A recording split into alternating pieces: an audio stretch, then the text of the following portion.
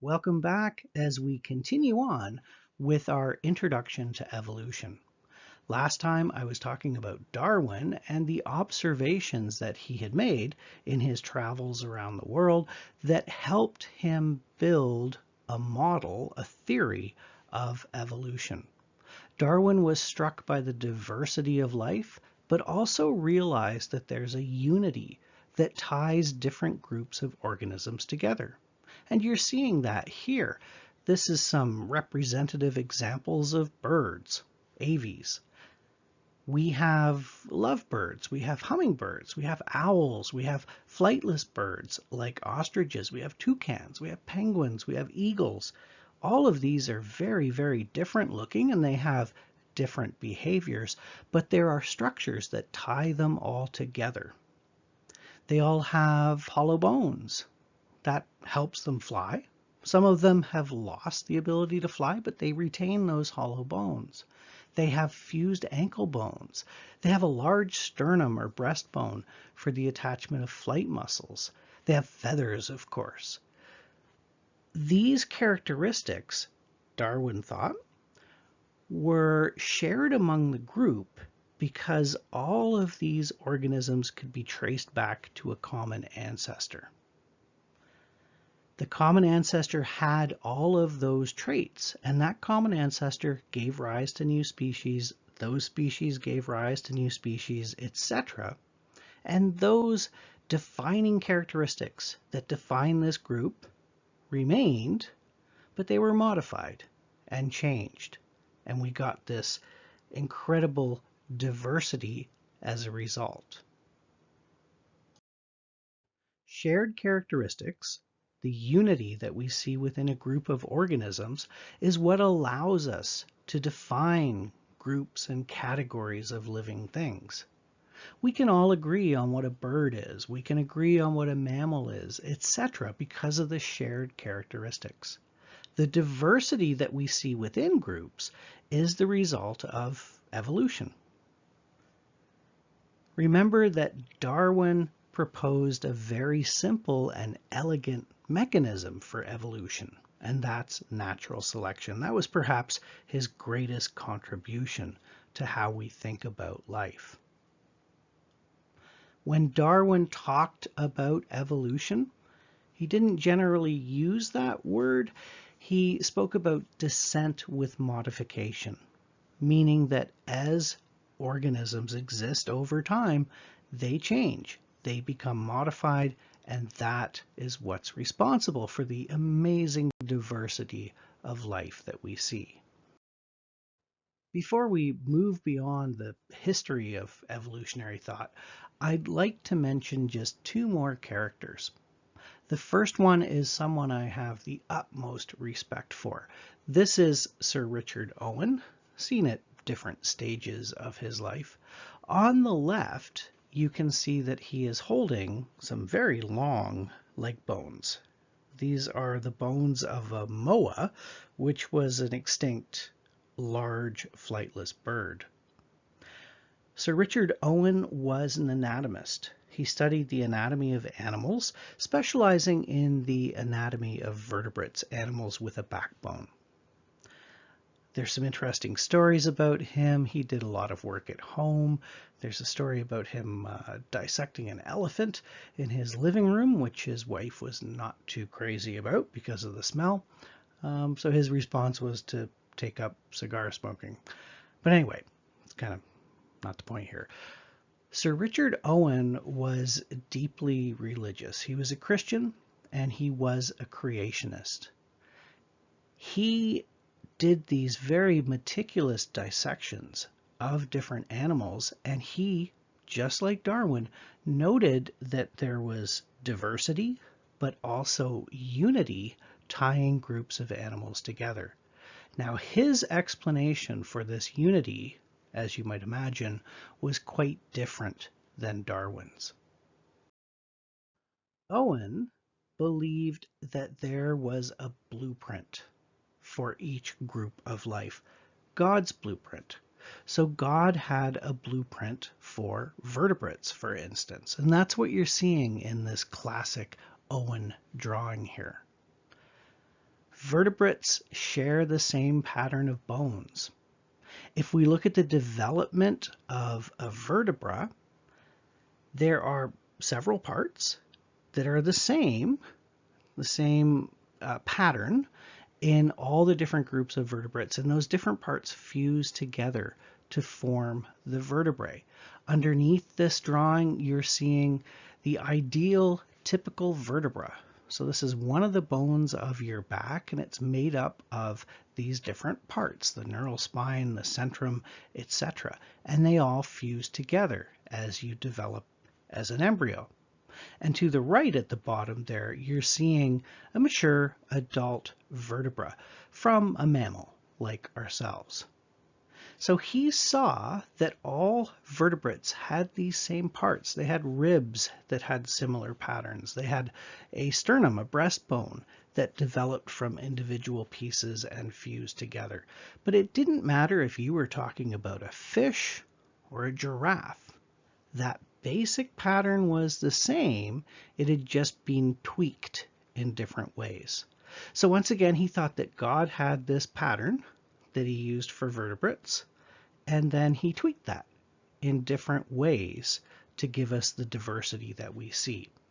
And Owen, to his credit, was very, very good at deciphering unity within groups of animals.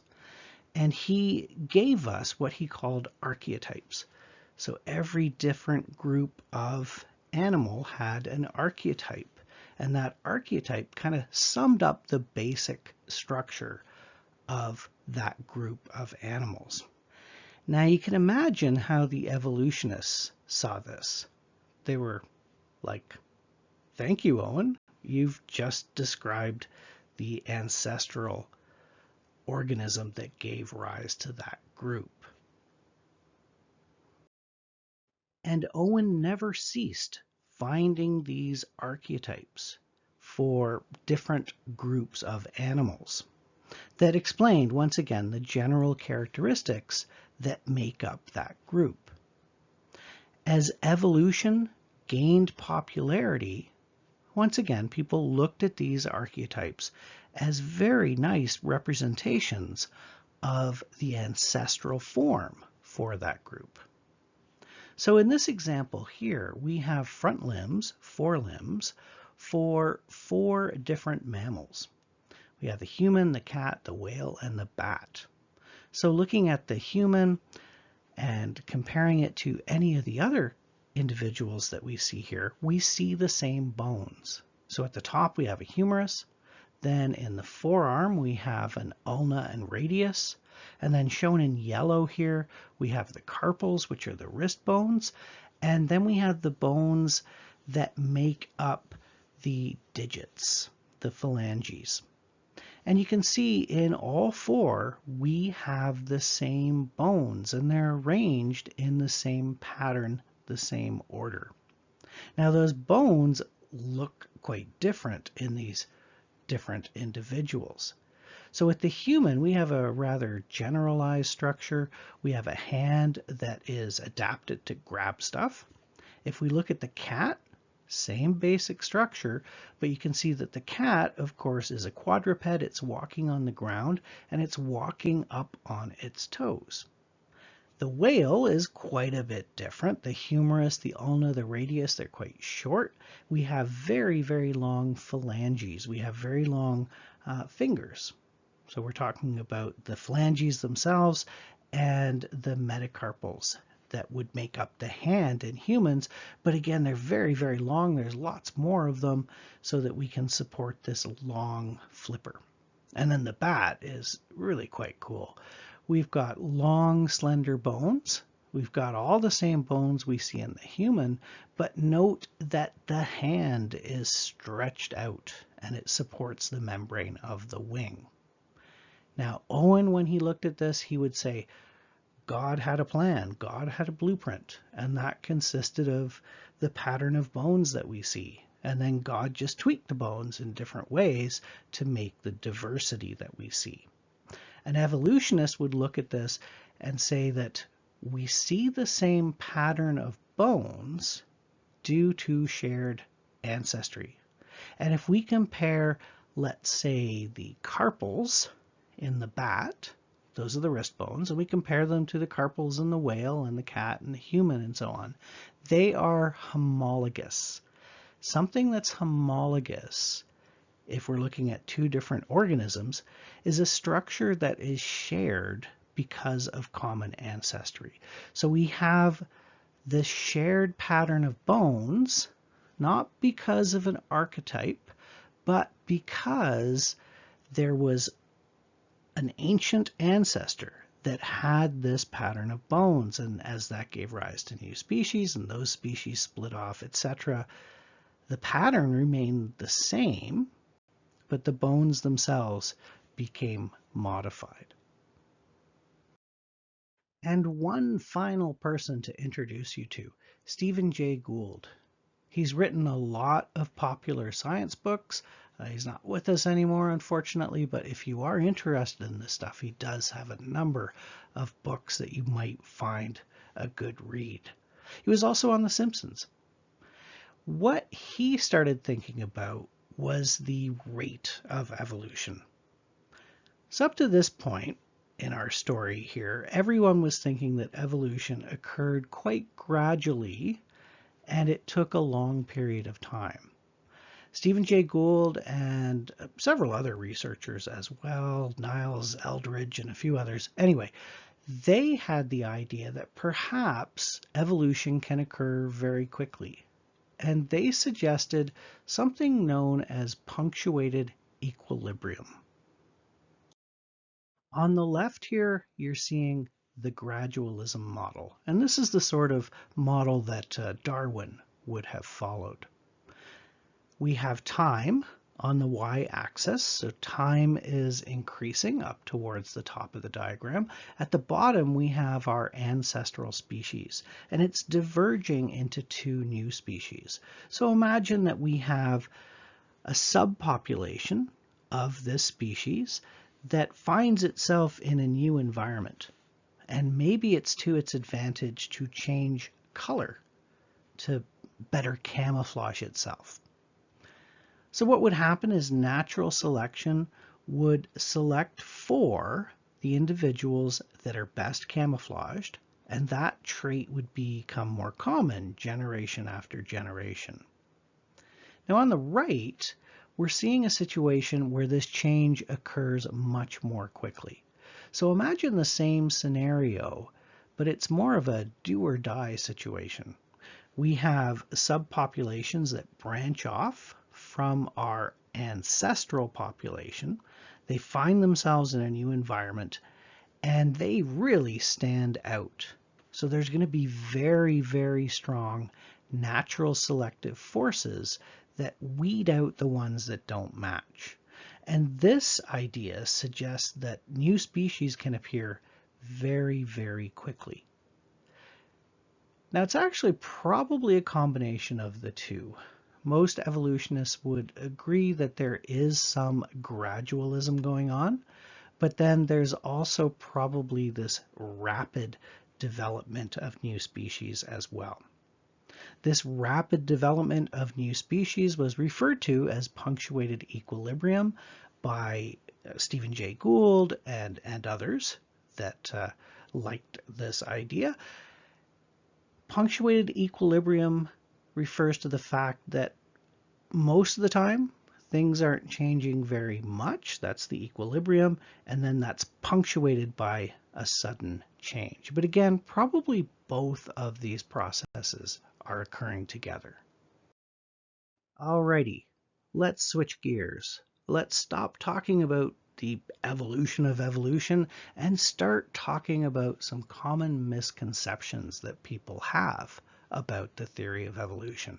Unfortunately, it's something that's rather poorly understood or misunderstood by a lot of people.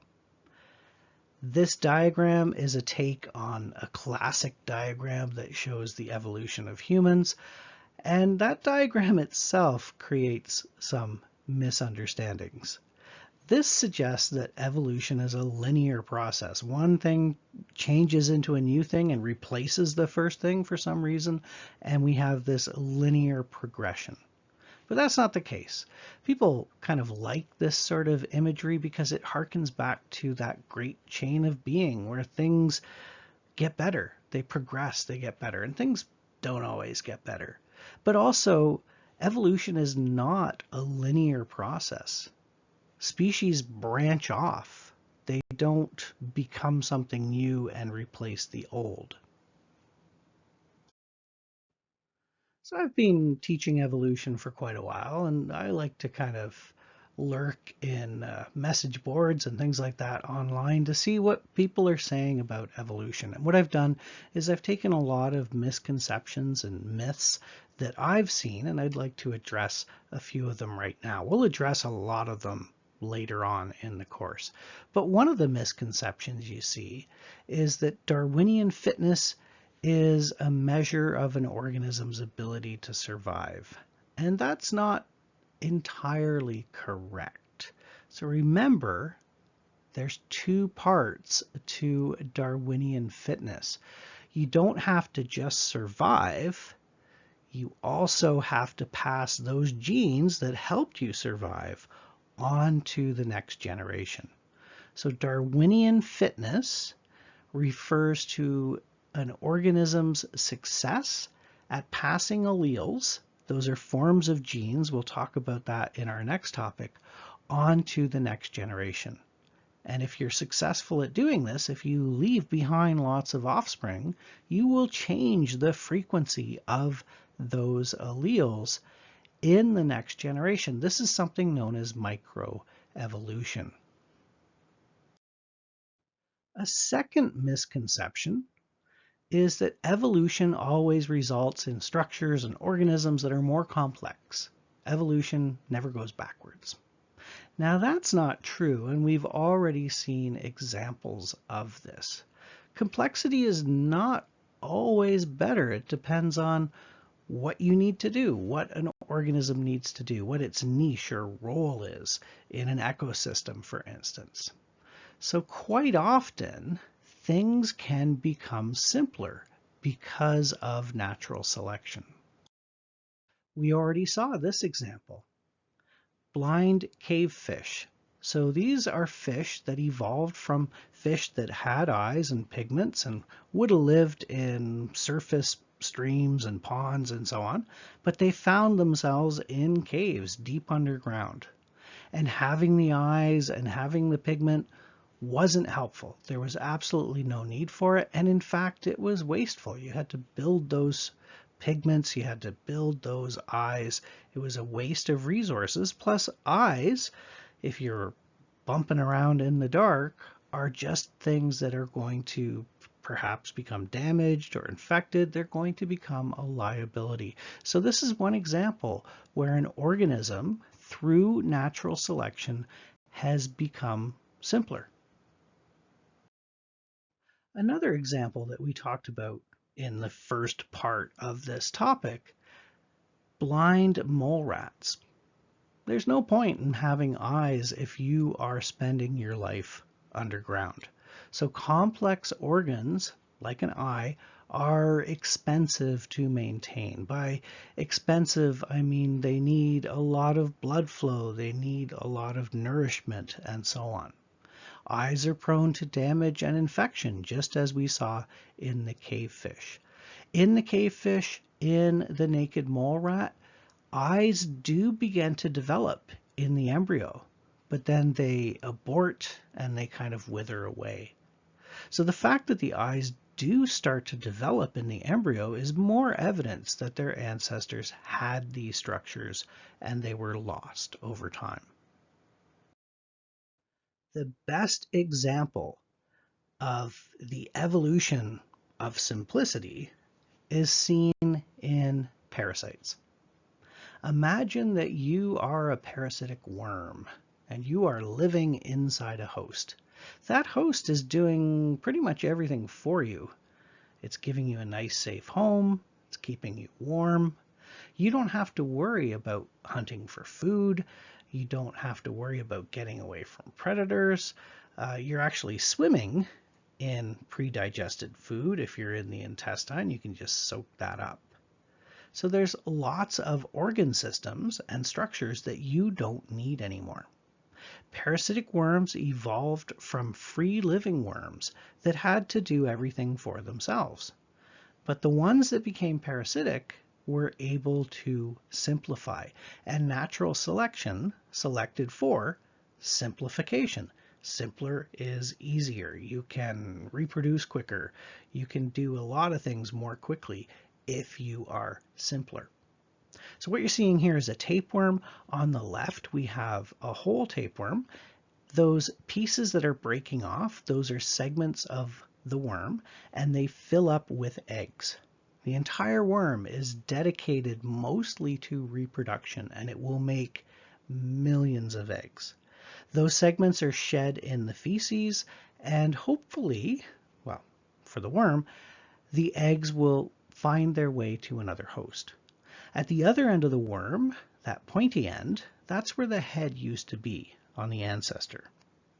But the head has now been reduced to something called a scolex. There's no eyes, there's no sensory structures of any sort, there's no mouth, and in fact, the entire animal has no digestive system and no nervous system. It does not need any of that stuff. It's paper thin. It can just soak up nutrients from the host. Instead, the scolex has evolved some hooks and suction cups, and that's how it sticks to the inside of your intestine. But overall, this animal has become much, much simpler than it used to be. Natural selection selected for this simplicity. Another example we've talked about already is snakes. Snakes lost their legs, but we still see remnants of those legs in some snakes. We see the limb buds in boas and pythons, and in the adult boas and pythons, we see these little anal spurs that used to be legs. And again, they still contain some of the bones that we see in the leg, the femur, the tibia, etc. If you're long and slender and you can move side to side, that's an effective way of getting around, especially if you're in the water or if you're burrowing through soil or burrowing around in leaf litter and sticks and so on. So it proved useful for these animals to lose a complex organ. They lost those legs and all the muscles and so on associated with them. Now, here's another misconception that a lot of believers in evolution have, and that's the idea that evolution will eventually lead to perfection. You might have heard of the saying in biology, form and function are matched. And what that means is the structures that we see in an organism are matched to their function. And they are, but they're never perfectly matched. Life is a compromise. Now, I've got a couple examples here that I'll go over in just a second, but first, I want you to think of vehicles. Imagine that I wanted you to build an off-road vehicle, and you're mechanically inclined. You can put all the parts together. So I give you all the parts, all the factory parts that you need to build a Jeep. And you have all the tools that you need. You have everything at your disposal. If you know what you're doing, you can build a perfectly serviceable Jeep that is a good off-road vehicle. But now imagine that instead I give you a Ferrari. And once again, I say, I want you to build an off-road vehicle. I'm going to give you some scrap metal. I'm going to give you a few tools, a sledgehammer. Maybe I'll give you a blowtorch. And I want you to convert that Ferrari into an off-road vehicle. If you're really clever, you might be able to build something that will go off-road. You might lift it and so on, but it's going to look weird And we're going to be able to tell that it was originally something else. That's what happens in living organisms. Living organisms never get a chance to start over. And because of that, they have remnants of their ancestry. And because of that, they're never as well adapted as they could be. So if something is designed from scratch, it should perfectly fit its role in the environment. It should function perfectly. But if something has to work with what it's already got, that's not going to be the case. So life can't start over.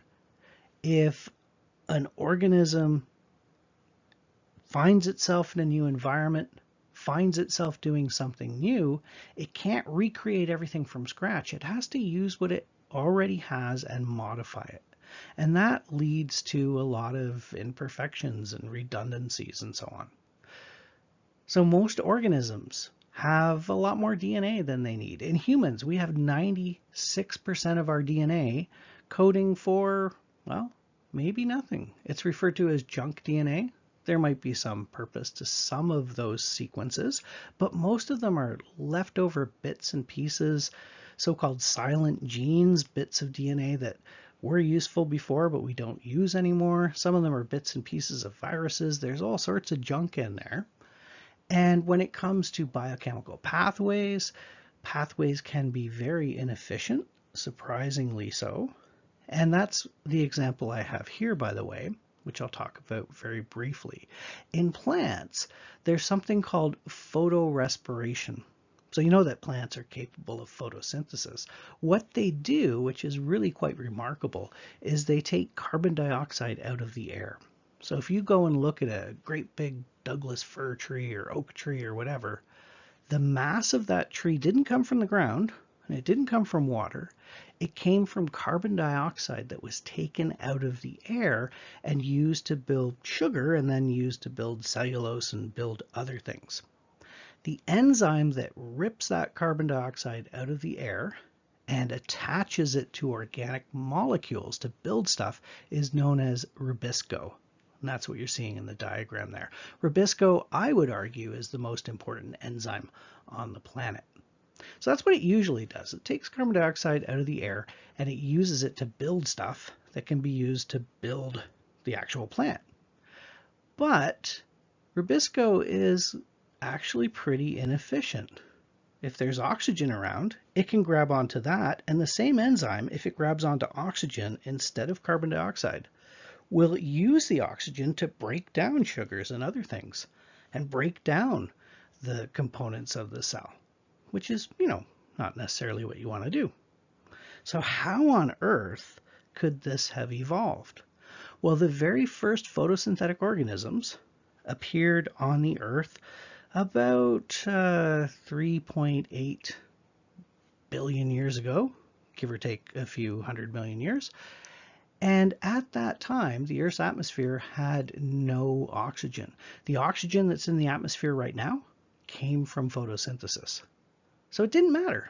At the time when this system evolved, it didn't matter that this enzyme would also grab onto oxygen because there was no oxygen. But as oxygen started piling up in the atmosphere, this inefficiency has become something that photosynthetic organisms have to deal with. Again, there's lots and lots of examples like this in life, and we'll talk about those as we go through the course. So much like taking that Ferrari and duct taping it and bashing it with a hammer to make it into something that you could take off-road, life has a lot of duct tape.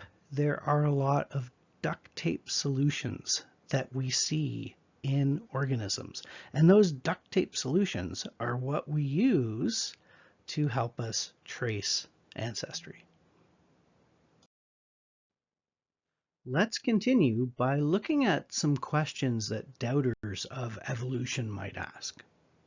If evolution has occurred, why don't we see missing links in the fossil record? Now you'll hear this quite often. What is being referred to here? Well, if things have changed over time, then if we look at fossils from perhaps millions of years ago, we should see links between these transitions. So we should see transitional fossils that show us how one thing evolved into another. Now we do actually see transitional fossils. Not quite like this. The real story is, of course, rather complicated. Let's take a look at the evolution of horses as an example. So horses evolved in North America, and we have a very good fossil record of the changes that occurred in horses over time. Let's start by looking at the diagram to the left. This is a rather classic diagram that you might see in some textbooks, and it presents the evolution of horses in an oversimplified way. It would appear that horses just progressed in this linear fashion. So horses started out as rather small browsers, small deer-like animals that would live in the forest, and they'd be feeding on saplings and so on. But over time they shifted to the grasslands. And when they did, they changed quite a bit. Horses became larger, of course. They developed different teeth to deal with the grass. Grass is very, very tough. It contains a silica, which wears down teeth very, very rapidly. So the teeth had to become much bigger and longer, and they had to have more enamel. And also, most notably, the toes. The toes changed a lot. So we can see in the early horses, we had all the toes equally represented. But over time, the middle toe became the dominant toe and the other toes dwindled away. In modern horses, we can still see little slivers of bone traveling along that center toe that represent the toes that were mostly lost. So horses are now running on one toe, and of course they're very quick. The extension of this toe gave them a longer stride. As mentioned, though, in evolution, it's never a simple linear progression. It's a branching process. And we can never say with certainty, when we look at the fossil record, that this species gave rise to this species, gave rise to this species. We can't say that. We can make some inferences, but we can't say that for sure. Let's take a look at a more accurate representation of horse evolution. On the right, what you're seeing there is a diagram that shows changes in horses and the existence of different species of horses over time. We have time as our y-axis. So down the bottom, this little chart here starts at 55 million years ago. And then we progress up to modern time as we go up. So we have this time scale here along this axis. Now, what you're seeing with the blue bars, that represents different species that we know from the fossil record, and the blue bar represents the time period in which they existed. So roughly when they first appeared in the fossil record and when we don't see any fossils anymore. Now, if we were to track the evolution of horses up to modern day horses, and we just have one species today, we would do that kind of going in this sort of route, something like that. Notice that there are a lot of horse species that came and went. They do not show up today. There's only the one species of horse, like I said. But as we go from the bottom of this diagram to the top, we can see changes. We can see changes in the size of the animal, in the teeth. We can see changes in the toes. The horses are becoming more like the horses we see today, although some of them have branched off into things that are a bit different. But again, we can never say when we're looking at this fossil record with 40 or more different species of fossil horse, we can never say that, okay, this species gave rise to this species, gave rise to this species. We can never be specific like that. But we can see this trend. We can see these trends in evolution over time from the fossil record. And one thing I should also point out is that the fossil record is not complete. Fossilization is a pretty rare event. If a species is very common and it's living in an area where its bones are likely to be buried, it's going to be more common in the fossil record. But there's definitely going to be some species that aren't widespread. They don't exist for very long. They don't exist in an area where fossilization is likely to occur, and they're not going to show up in the fossil record. It's thought that about 98% of the life that has existed on the planet is not currently with us. And most of that life we will never know about. It will never show up in the fossil record. Here's another nice example of a transitional species. I'm not going to use the term missing link because I think that is overreaching. Missing link suggests that we know this species is the link between two other species, and we don't know that. We can never know that because we don't have a time machine. We can't go back. But we can see these transitional species that represent the changes that were going on at the time, in this case in snakes. So you can see a snake here, and this was a fossil snake, it's extinct, that lived in the ocean. And wiggling around like a worm is actually a pretty effective way to swim, and it's thought this might be one of the reasons that the reptiles that became snakes lost their legs. It was actually pretty effective for swimming. So we have this fossil snake here, and you can see at the end we've got these little limbs. And from the fossils, we know that those little back limbs contained all the bones we would expect to find in a hind limb. We have the femur, the tibia, the fibula, etc. This particular diagram doesn't show the phalanges, the actual toes, but we have those in other fossils. And that's another thing to note. Fossils are not complete. We have bits and pieces. We have to look at a bunch of them and kind of sort things out. And this snake also had a pelvis. So the ilium, the pubis, the ischium, those are the bones that make up the pelvis. So this showed us what was happening in snakes at the time. Speaking of limbs, in this series of diagrams, we're seeing how it's thought that the forelimb, the front limb, evolved in vertebrates, terrestrial vertebrates, vertebrates that walk around on land.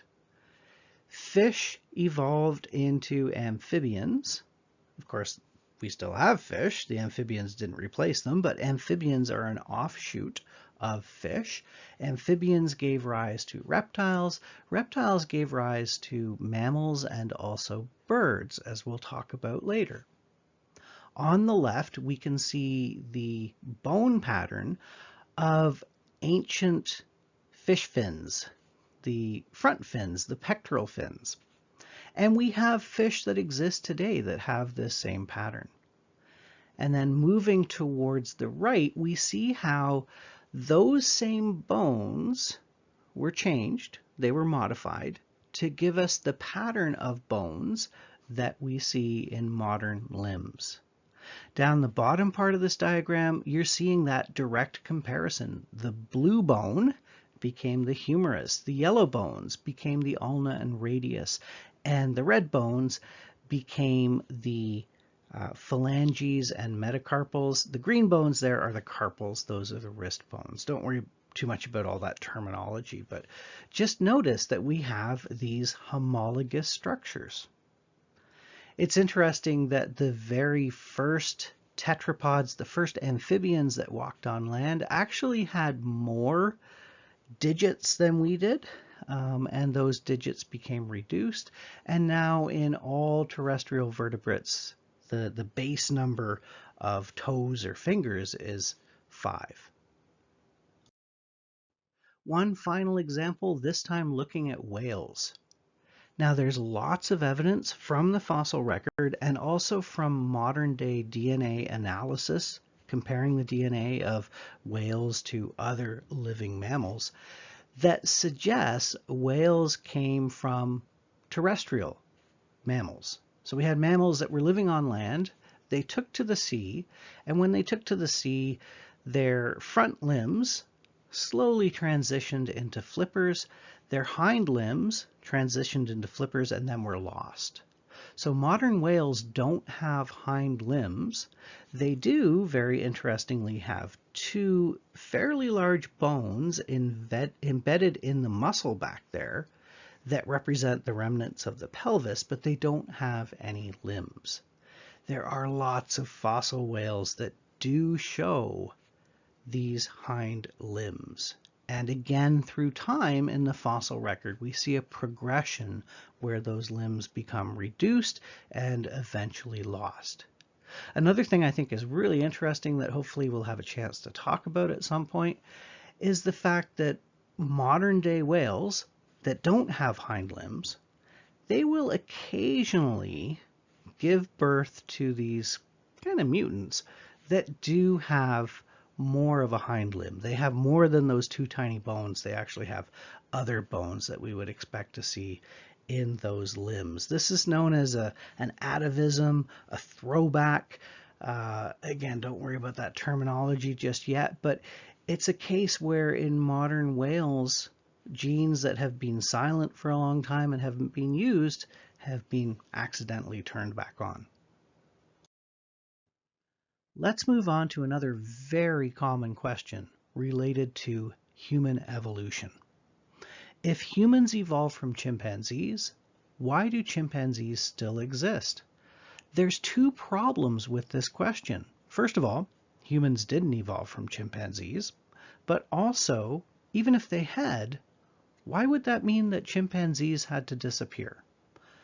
This harkens back to that idea of the great chain of being, where things get better and they replace what was before them. But that's not how evolution works. Evolution is a branching process. It's not a linear process like we see in this meme of a classic diagram. Species branch off. The new species does not replace the old. The old one may become extinct, the new one may become extinct, but it's not a linear process. So let's take a look at the actual family tree, so to speak, for humans and other great apes. There are four types of great apes. We have the humans, we have the orangutans, we have pygmy chimpanzees, we have gorillas. And we share a lot of things in common. The number of teeth, for example, and a number of other characteristics. In this diagram, you're seeing time along the y-axis. We've got millions of years there. So at the bottom, that's what was present 12 million years ago. We had one ancestral species that gave rise to the great apes and also gibbons. And then, of course, as we move up the y-axis, we get up to 0 millions of years ago. That's present day. 12 million years ago, there was a species that was the ancestor to all of these groups. Now, about maybe 10 million years ago, so right about here, the lineage that would give rise to gibbons branched off. And then about 7 million years ago or so, the lineage that would give rise to orangutans branched off. Now, the branching point for the three other groups occurred quite a bit later. So humans, pygmy chimpanzees, and gorillas are more closely related to each other than they are to orangutans and gibbons. Gibbons are distantly related. So we can see the gorilla branch branched off here, maybe about 5 million years ago. And then we have the separation of the lineages that gave rise to humans, you have to excuse my poor drawing skills, and pygmy chimpanzees occurring about 4 million years ago. And it's important to note that as these different lineages branched off, they changed in their own way. So that ancestor, that shared ancestor between humans and pygmy chimpanzees was not a human, And it was not a chimpanzee, it was something different. Humans changed a lot over those 4 million years, but chimpanzees changed as well. Humans and their closest relatives, so species that evolved after that human lineage, chimp lineage diversion, they're known as hominids. So humans, their closest relatives, they're known as hominids, but we are the only hominid left in existence. There are lots of other species of hominids that went extinct, and they coexisted for a time. In this diagram, we're seeing time along the x-axis, progressing from the left to the right. We can see about 5 million years ago, the branch that would ultimately lead to chimpanzees, that separated from the branch that led to hominids about 5 million years ago. The hominid branch and the chimpanzee branch also have their own branches. So within the hominids, we have several different species appearing. And you're seeing on this diagram the time frame in which they existed. So those purple bars tell us when a particular species of hominid appeared in the fossil record and when it disappeared. And I should mention that it's very difficult, it's very rare to find hominid fossils. Going back this far, there weren't that many hominids, there weren't that many pre-people on the planet, and fossilization was a very rare event. So again, there's probably lots of other species we don't know about.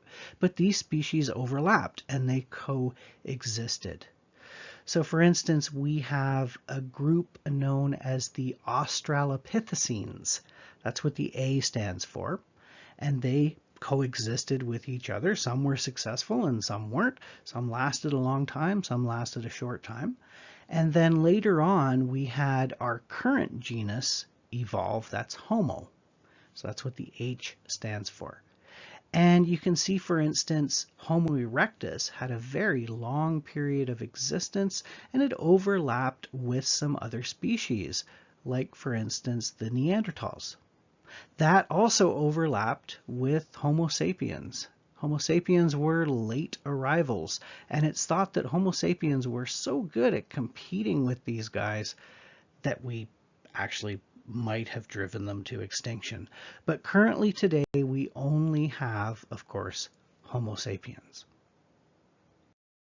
Another question that doubters of evolution might have, and it's a pretty good question, is how can complex structures evolve? How do we go from nothing to something really complex, like an eyeball, for instance?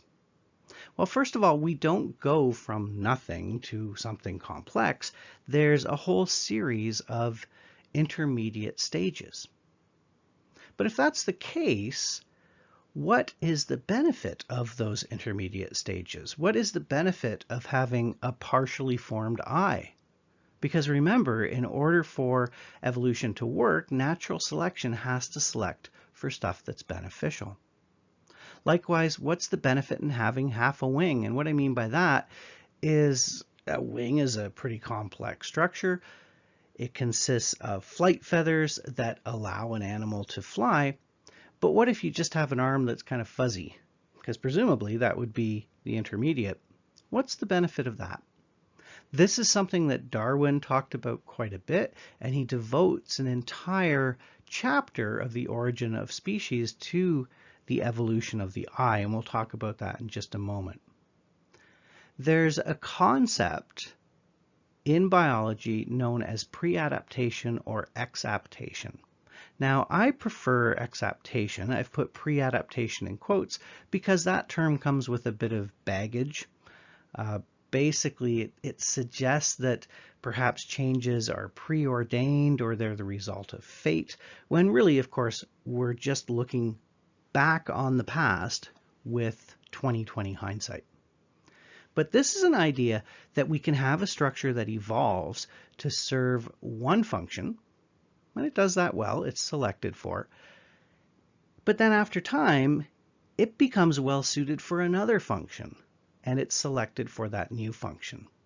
If we look at dinosaur fossils, especially a lot of the small dinosaurs, dinosaurs came in all sizes, but small dinosaurs of the same class that velociraptors were in, quite often they're covered in a layer of fuzz, and that fuzz appears to be downy feathers. If we look at modern birds, we know there's two types of feathers. There's downy feathers that help trap heat. So birds, just like these dinosaurs, are warm-blooded. They create their own heat, they trap their body heat, and that allows them to have a higher metabolic rate and be more active. In addition to the downy feathers, modern birds have long flight feathers. The second image there is of Archaeopteryx. We'll talk about that later. Archaeopteryx is not the direct ancestor of birds, but it's an offshoot of that transition between dinosaurs and birds, and we can see that it has these long flight feathers. Now imagine back in the time of the dinosaurs, we would have lots of different dinosaurs. Some of them would be quite small and they'd be scurrying almost like little squirrels in the treetops, jumping from branch to branch. They might have had these fuzzy downy feathers that would help conserve heat and make them capable of higher activity.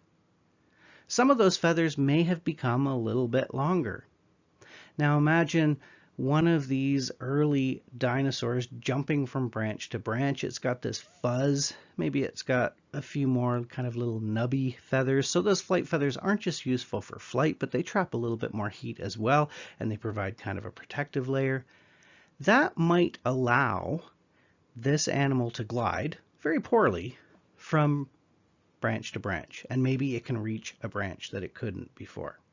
Now, once that starts becoming a selective force, so the original selective force was for warmth, but once this gliding becomes a selective force, then there's going to be strong selection for longer feathers. We get these early gliding reptiles, kind of like flying squirrels, and that might lead to longer flight feathers that could later become useful for actual powered flight. Now here's that example of the eye. On the right in the top diagram, we have the sort of eye that we would see in humans. Now it's labeled as a squid eye. Squid and octopi have eyes that are very similar to ours, and presumably their sense of vision is very similar to ours. This is a complex structure. There's of course a lens to focus the light, etc. We'll talk about that in a second. How could this possibly have evolved? Well, if we go back and we look at a very simple light sensing mechanism that is still found in organisms today, you can see there's a cluster of light sensitive cells. They're just clustered together. So now we're looking at the far left here. Light sensitive cells, these are sensory neurons that can detect photons of light, and that's all they do, and they send a signal back to the brain. Now, how is that useful? Well, it tells you if you're in a dark situation or if you're in a light situation. So it will tell you if you should be worried about predators because you're out in the open. Maybe you should get somewhere dark. If you're something that feeds on algae and other photosynthetic organisms, maybe you want to be in the light. It'll let you know that you're in the light. If we take that simple collection of light sensitive cells and we wrap that into a cup, so we're just bending it into a cup, into a depression. That's not a big move, that's not a big change, but it does change the information we get. Now, and I will try to draw this, let's say we had a light source over here, and let's say our light is coming in like this. It's going to activate these cells over here, but the cells on the other side, these cells here, are in the shadow of that light. They're not going to trigger a reaction. They're not going to send a signal back to the brain or nerve network of this simple animal. By just taking those light sensitive cells and bending them into a cup-shaped structure, now we have an organism that can tell which direction the light is coming from. And it can turn its head and point it towards the light source so that all of those cells are activated, and then head towards the light. Or it can go in the other direction and head away from the light. So even with that simple change, we've added more information that's available to the animal, the direction of the light. And of course, that's going to help the animal. Now imagine the next step there, the third eye. We take this, we bend it a bit more, we add a fluid-filled cavity, and we have just a little tiny opening at the top there. This is something known as a pinhole camera or a pinhole eye. You can actually take a shoebox, you can punch a hole with a pin at one end, and you can put a bit of photographic paper at the other end, and you can form an image on that paper. So even though this is very simple, all of our light-sensitive cells are now at the bottom there in a structure called the retina, but it's really not that much different from that cup. We can actually form a very primitive image. If we take things one step further, we close this over and we add some clear keratinized cells. That means they become very tough. These cells can help focus that image onto the back of the retina, and we can get a better image. And then, of course, going back to our far right there, if we add some muscles that can pull on the lens and change its shape, then that will help us change the focus. So there's a number of small steps here that can occur that can lead us to just a simple patch of light-sensitive cells to a complex eye like we see in ourselves. And all of those intermediate stages are useful. In fact, to prove that, I've taken just one group of animals, the mollusks. So that would be snails and squids and oysters, etc. And you can see those down the bottom. There are representatives alive today that have all of these different transitional eyes. They never moved beyond that because that was enough for them. That was enough to allow them to survive and reproduce and be successful. So definitely we can see how complex structures can evolve over time, and we can see that each of those intermediates is useful. Another issue that people might bring up is the question of, if evolution is occurring all around us, why can't we see it happen? Of course, the most obvious answer to this is that evolution occurs very slowly over a very long time period. The Earth is thought to be over 4.5 billion years old. Humans live for such a tiny fraction of that, it's almost an insignificant fraction. However, we can see changes occurring around us within species. Microevolution refers to changes that occur within populations within species. We're not talking about the development of new species. We're not talking about major changes like the evolution of the eye, etc. Those things take millions of years or hundreds of millions of years. We're talking about changes within a species. I talked about artificial selection earlier. This is what humans can do to change species. We can change crop plants and domesticated animals immensely over one human generation, and this just shows the power of selection. Natural selection does not act as quickly, but even within natural populations, we can see changes over time. Speciation, the creation of brand new species, takes millions of years, generally. Macroevolution takes millions of years, hundreds of millions of years, if we're talking about the evolution of brand new structures. We can't see that directly. We have to rely on circumstantial evidence. And circumstantial is not a dirty word. That's how most of science, that's how most of logic works.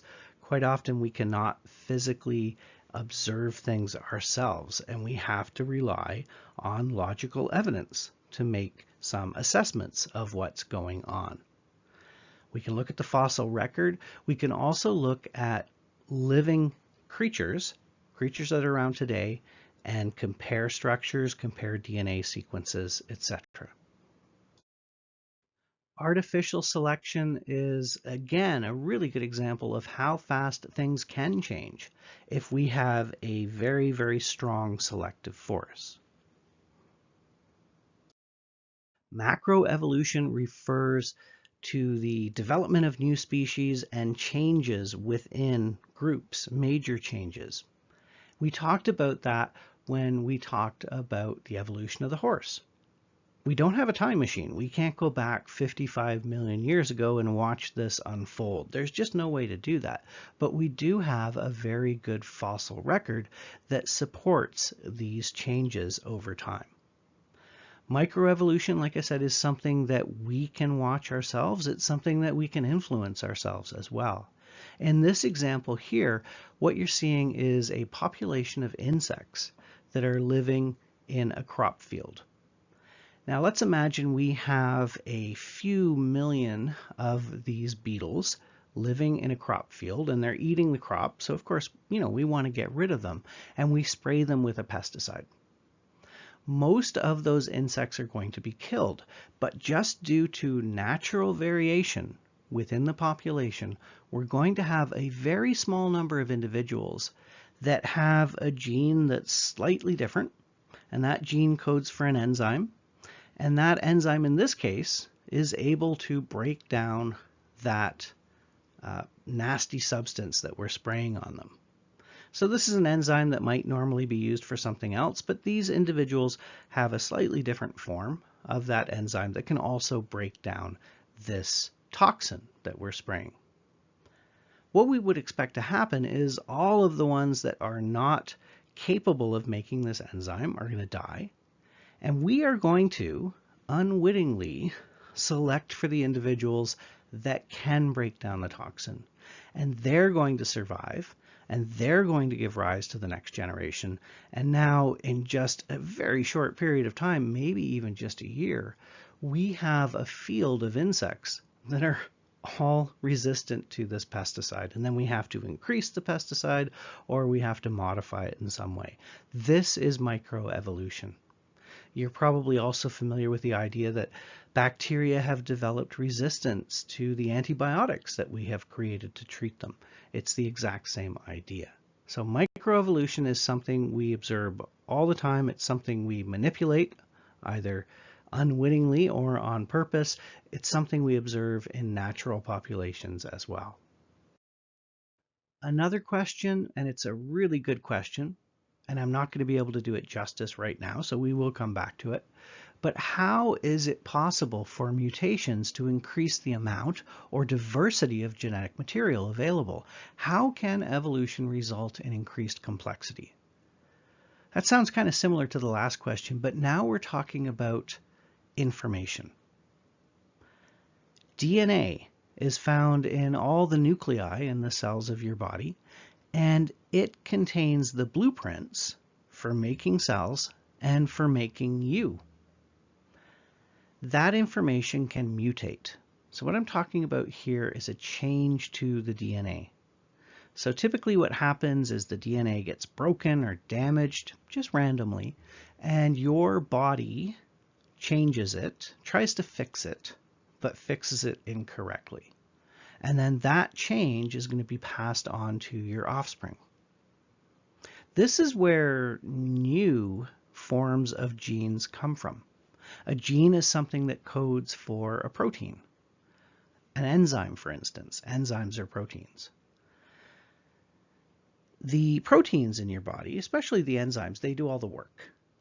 And they are responsible for your development, etc. They're responsible for what your cells are capable of doing, their function. Now, if we have a mutation in a gene, it's almost always bad. What happens is it prevents the gene from functioning properly, the protein that it codes for doesn't function properly, or maybe it stops the gene from working at all. In very, very rare occasions, the mutation might be helpful. So perhaps that mutation is going to change the protein that's coded for by a gene, give it a slightly different shape, tweak it a bit, and give it a new function. But even in that case, that best case scenario, when we mutate the blueprints of life, we lose information. We lose that original gene. And like I said, most mutations are bad, so they don't even give us something good in return. So over time, mutations should reduce the amount of information. If we have very complex organisms, they require more information to code for that complexity. So there seems to be a bit of a paradox here. The answer is that gene duplications are fairly common through evolutionary history. Sometimes we have cell replications that go wrong. You might remember mitosis and meiosis, where chromosomes are replicated and then they are pulled between the cells and they are segregated between the two cells, the two daughter cells, so they each get equal amounts of DNA. Sometimes that goes wrong, and sometimes all the DNA goes to one cell.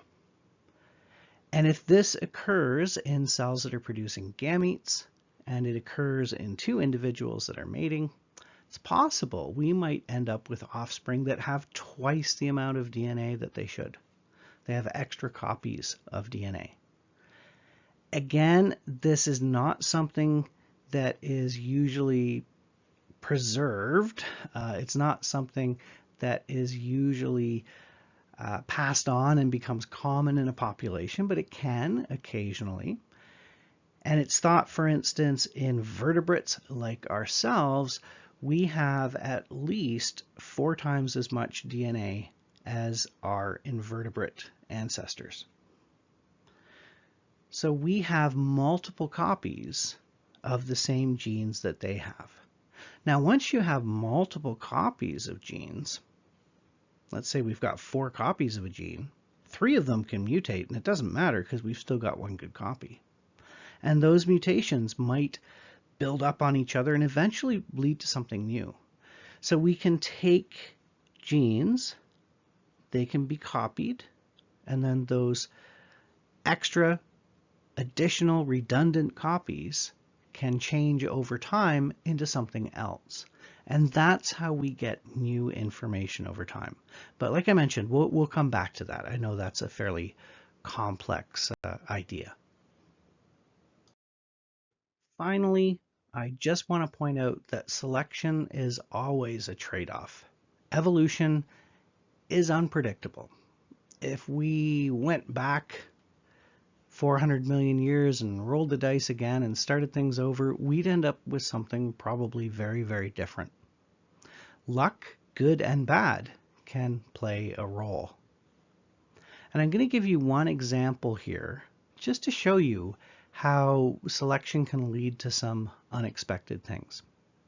Here we have 2 stickleback fish. And these are very common fish. They're freshwater fish. They're found in ponds and streams throughout the world. We have them here in British Columbia, in our part of the world. And you can see on the right there we have a female. They're called sticklebacks because they have those spines that stick up on their back. This female is very plump. Now that's probably because she contains a lot of eggs. On the right we have a male. And males during the mating season become very pretty. They get this red glow to them. They have kind of this, almost looks like blue eyeshadow that they develop. And they have these colors to select a female mate.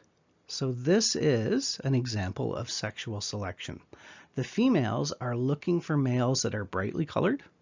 They're looking for males that can do their special dance. They have a whole dance they use to attract females. And the male actually is looking for females that are very plump, because that means they have lots of eggs and he can father more children.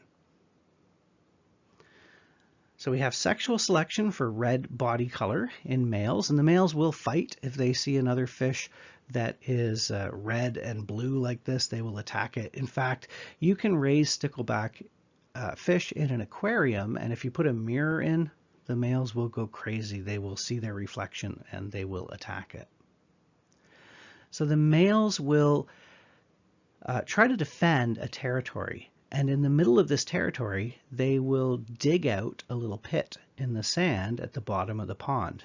And they'll usually throw some algae in there. They build a nest, basically. And then they attract females, and they will try to attract multiple females to lay eggs in this nest. The females leave, and this is a case where the males take care of the eggs. They will watch over the eggs and keep them safe, and keep the fry, the young little baby fish, safe as well. So there's elaborate courtship behaviors. You can see this male fish here doing his little dance. So there's selection on all sorts of different levels happening here. Then we have our little nest filled with eggs that the male will take care of, and he will scare off any rival males and also, of course, scare off any predators. He will squirt his sperm onto this, so fertilization is external. Now remember, what is that male looking for? That male is looking for fat fish, fat with a pH, I don't know. Well, no, physically fat. They're looking for fish that are extended, that have this extended abdomen, because that means, hopefully, they have lots of eggs. If everything goes to plan, this male will be the proud father of several children from a few different mothers. Remember that the females were looking for males that were especially pretty. The fact that they had this really vibrant coloration is a pretty good indication that they're of good health and they've got good genes, so to speak. And the males were looking for females that were especially plump. They had lots of eggs, presumably. If you have lots of eggs, if you can make lots of eggs, that's a big investment. You have to be very well nourished to make these eggs. So it's a sign that you're good at getting food and taking care of yourself. Again, that's a sign of good genes. So both parents are looking for mates that have good genes. Of course, they're not consciously thinking about that, but behaviors that ensure that's going to happen are also going to be selected for by natural selection. But there's a twist. Some of the extra fat females out there aren't fat because of eggs, they're fat because of parasites. This is a female here that's got a very large tapeworm inside of her.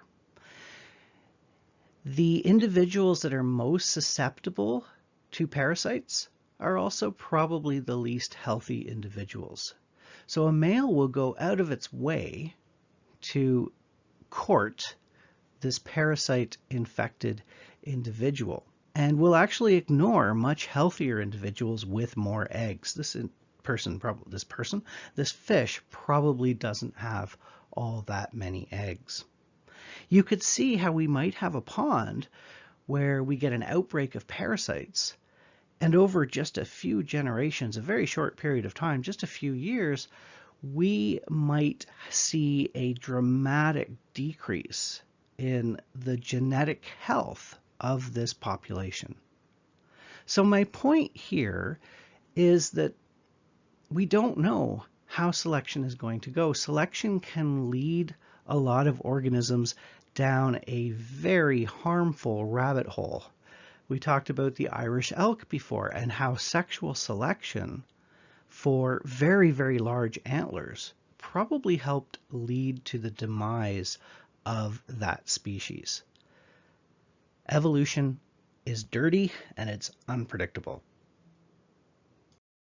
One final concept I'd like to address, very briefly, because again, we will come back to this, is the fact that organisms don't live in a vacuum. Organisms adapt to be better fitted to their physical environment, but also every organism has an impact on the organisms around it. In the top left here, you're seeing a monarch butterfly. It's got a very, very long proboscis. This is a thin tube, like a straw, that it can stick into a flower to get nectar at the bottom. Flowers and butterflies and other pollinators have evolved together and changed together. So we can see these flowers at the bottom, they have a very long tube and they have nectar at the bottom of that tube. Nectar is provided as a reward. So the butterfly will come and look for that nectar, and only butterflies and perhaps some moths and hummingbirds that have really long tongues can reach the nectar at the bottom of this flower. When they do, they unwittingly get dusted with a bit of pollen and they carry that on to the next flower. And by doing so, they fertilize the next flower.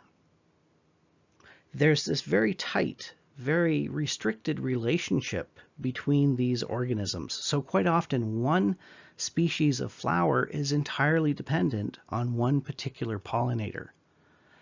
That means that the plant, the flower, can produce less pollen because it knows that the pollinator is going to take it to a plant of the same species. So we get these very, very tight symbiotic relationships forming. And over time, this relationship is affected by what's called coevolution. The flowers develop these longer and longer tubes. The butterflies develop longer and longer drinking straws to reach the nectar, and these two species are very tightly linked. We see this in predation as well. Herbivory, eating plants, is a type of predation technically. And let's look at the horse example again. Horses have very long teeth with very thick enamel. They develop that because the grass they eat has silica in it. Silica is essentially glass. So we have grass with glass in it. Why is that silica there? The silica is produced by grass to purposely make the leaves harder to chew and digest. The response from the herbivore was to have better teeth with thicker enamel that wore down more slowly. So grasses are constantly pumping more silica into their leaves, and the horses are evolving better and better teeth to deal with that. There's this coevolution. There's these changes that are occurring in both at the same time. Here's a very quick summary of the events that we've talked about. Again, not a history course, but this kind of sums things up. Some of the important people are mentioned here as well. Remember, Linnaeus gave us our first really good system of classification, and we still use it today. Hutton and later on Lyell told us that the Earth was very, very old, and they provided good evidence for that. That was one of the things that Darwin needed. His theory of evolution, any theory of evolution, doesn't work unless the Earth is very, very old. Lamarck gave us one of the best early theories of evolution. Again, he wasn't quite right, but don't diss my man Lamarck there, because he got it almost right. He just believed a lot of things that we know are not true today, but were thought to be true in his time. Lamarck did have a big influence on Darwin. In fact, some people accuse Darwin of stealing a lot of his theory from Lamarck, but tweaking the wrong bits. We have Malthus, who was an economist that talked about the fact that in human populations, we have humans, especially in poorer places like Ireland, overproducing offspring. There's overpopulation, there's not enough food. As a result, we get a struggle. And because of that, we get selection for who gets to survive. And of course, Darwin applied that to natural populations. Cuvier gave us the idea of extinction. He was the first person to really propose that. He did think that all organisms were created as we see them today, but he did think that some of them were gone. Things like dinosaurs, for instance, giant sloths, that sort of stuff. He thought they were gone because of catastrophes like Noah's flood. So he thought that catastrophes were responsible for shaping the Earth. They could do that in a very short period of time, and the Earth was not very old. Darwin in red there, again, he gave us our modern theory of evolution. We have added to it and modified it, and we'll talk about those additions and modifications later. Mendel, we won't talk about him too much in this course, If you take Biology 103 with me, we do talk about it there. Mendel gave us a good theory of how inheritance works. Unfortunately, Darwin was unfamiliar with that theory. He was unfamiliar with Mendel's work, as were most people at the time. He was overlooked until long after his death. But Mendel gave us a theory of inheritance that Darwin was woefully missing. He couldn't quite figure out how things were inherited. Wallace, remember, came up with the exact same theory as Darwin and graciously waited and published with Darwin. The other person that's not on there is Sir Owen. And Sir Owen, if you remember, unwittingly gave us lots of evidence that supported the idea of homology. Now, that's not where he was going with it, but he gave us lots of information that backed that. I should also mention that Owen also came up with the term dinosaur. He coined the term dinosaur. He was one of the leading experts in dinosaurs at the time. A few concepts, so kind of the big picture stuff here. Creationism, remember, is the belief that the Earth is very young. There are some old Earth creationists out there, but most of them are young Earth creationists that take Genesis from the Bible literally. All of them believe that life was created in its present form, so species do not change. Again, we have lots of evidence that species do change and that the Earth is not young, it is quite old.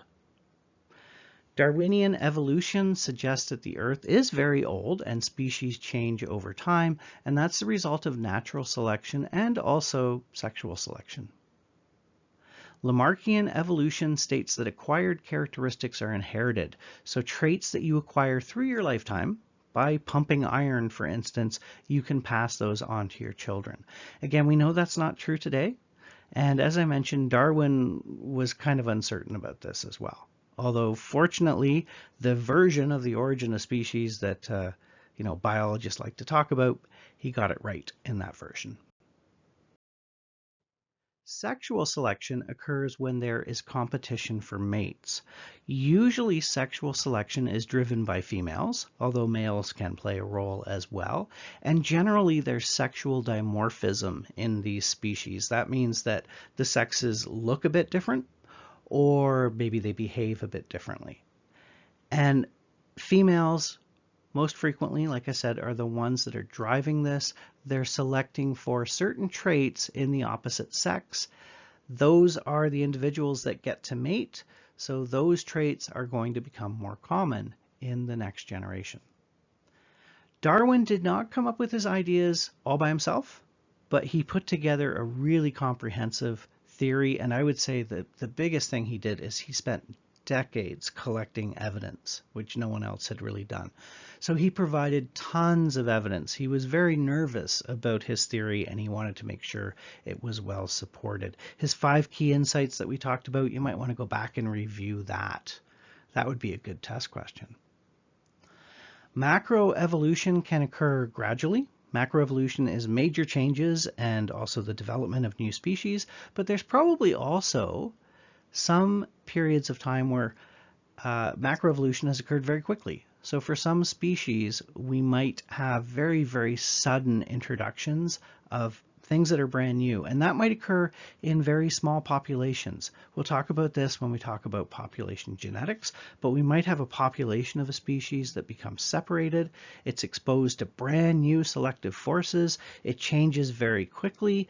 And then when it's reintroduced to the larger population, it has these massive benefits. And in that case, change would occur quite quickly. That's something known as punctuated equilibrium. Finally, some terminology. At the end of every single presentation, I'm going to have a terminology list. This is what I focus on when I write your midterms and your final exam. So your multiple choice questions that I write, your matching questions, etc. I'm going to have all of these terms in front of me, and I'm going to write my questions based on those. So focus on these first. Make sure you can define these, of course. Make sure you understand what they mean and you can compare and contrast these terms. There are a few people I would like you to know about as well. Darwin and Lamarck, I would like you to know those two in a bit of detail. Again, not the history, not the dates, not anything about their life, but know how their two different theories differed. So be able to explain Darwin's theory, of course, in detail, but be able to contrast it with Lamarck's. How is it different from Lamarck's? The other individuals there, if you know one or two sentences about them, that is great. So Cuvier, for instance, he gave us the idea of extinction. He was one of the first big, well-known biologists that expressed this idea that things could go extinct and disappear completely. And he also, of course, was a firm believer in catastrophism, which is the idea that the Earth doesn't change unless there's a catastrophe. So we have these major catastrophes. They cause a lot of change in a very short period of time. And of course, that feeds into his belief that the Earth is very young. So we can have things like big canyons and so on developing because of these major catastrophes. Okay, that wraps it up for this topic. Hopefully you enjoyed that. I know it was a pretty long-winded topic, but this is going to kind of set the stage for a lot of other things that we're going to talk about in the course.